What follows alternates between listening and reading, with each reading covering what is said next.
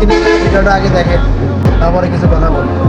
এটা প্রায় 1.5 মাস ব্যাপী এটা প্রশিক্ষণ নিয়েছি গাজীপুর ট্রেনিং ইনস্টিটিউটে। আমার লাইসেন্স গ্রহণ করি, এরপরে হচ্ছে আবার আমি হেভি লাইসেন্স। এখন আমাদের কথা হচ্ছে যে আমরা 4 থেকে 5 বছর হেলবারি করি। হেলবারি করার পরে একটা গাড়িতে আমরা পোস্টিং পাই। পোস্টিং পাওয়ার পরে তার লাইসেন্স হয়। লাইসেন্সে প্রথমত আমাদের দেয় লাইট, তারপরে দেওয়া হয় মিডিয়াম, তারপরে হয় ভারী। আমাদের এলাকায় 5 বছরের অভিজ্ঞতা হেলবারি করে তারপর ড্রাইভার হতে হয়। আর এই মহিলারা কীভাবে 1.5 মাস ট্রেনিং করে তারা এত বড় গাড়িটা তারা পায়।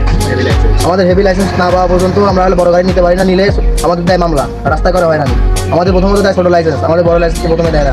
তারা কীভাবে 1.5 মাস ট্রেনিংয়ে 1.5 মাসের অভিজ্ঞতা তারা কীভাবে ঢাকার মতন শহরে তারা গাড়ি চালায়, তাদের কী অভিজ্ঞতা আছে তাদের?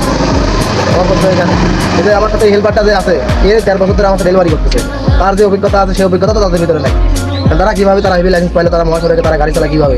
দুর্ঘটনা বাড়বে না কমবে, এটা আপনাদের কাছে আমার প্রশ্ন থাকলো। আর দাবি থাকলো যে এটা ভালো করে বিবেচনা করেন যে 1.5 মাস ট্রেনিংয়ে কীভাবে তারা হলো গাড়ি চালায়, তারা মহাসড়কে বড় হেভি গাড়ি বাড়াইতে পারে, তারা হেভি লাইসেন্স পায়। আমরা 5 বছর 6 বছর একটা গাড়িতে হেল্পারি করে তারপর ড্রাইভিং পোস্টিং পাই, লাইসেন্স করে পাই লাইট লাইসেন্স। লাইসেন্স করতে আবার অনেক হয়রানি শিকার হওয়া লাগে, তার লাইসেন্স ঠিক মতন দেয় না, তাহলে বুঝতে দেওয়া লাগে। তাহলে তা কীভাবে চলবে তাহলে দেশটা বলে?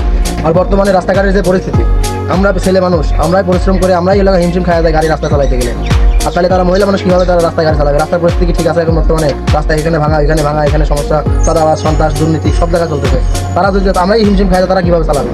তা আমরাও চাই মহিলারা গাড়ি চালাক, তারাও নিরাপদে থাকুক, আমরা নিরাপদে থাকি, আমাদের দিকে একটু ভালো দৃষ্টিতে দেখা হোক, যাতে আমরা যারা বড় গাড়ি চালায় তাদের বড় লাইসেন্স দেওয়া হোক, যারা ছোটো গাড়ি চালায় তাদের ছোটো লাইসেন্স দেওয়া হোক। তাদের অভিজ্ঞতা থাকা দরকার, কোনো বৈষম্য দরকার নাই, সবাই যাতে অভিজ্ঞতা সম্পূর্ণভাবে সবাই যেন মহাসড়কে নিরাপদে গাড়ি চালাতে পারে, আমরা এটাই চাই। আমরা চাই না যে তারা হলে ঘরে বসে থাকে, তারাও চালাক গাড়ি, তাদের অভিজ্ঞতা দরকার আছে। 1.5 মাসের অভিজ্ঞতা নিয়ে যদি তারা মহাসড়কে যদি গাড়ি নামতে পারে, আমরা 4 থেকে 5 বছর হেলপারি করে আমরা গাড়ি নিয়ে লাইট লাইসেন্স নিয়ে নামলে আমাদের কিসের জন্য অপরাধ, আমাদের কিসের জন্য মামলা দেওয়া হবে, কিসের জন্য আমাদের হয়রানি করা হবে?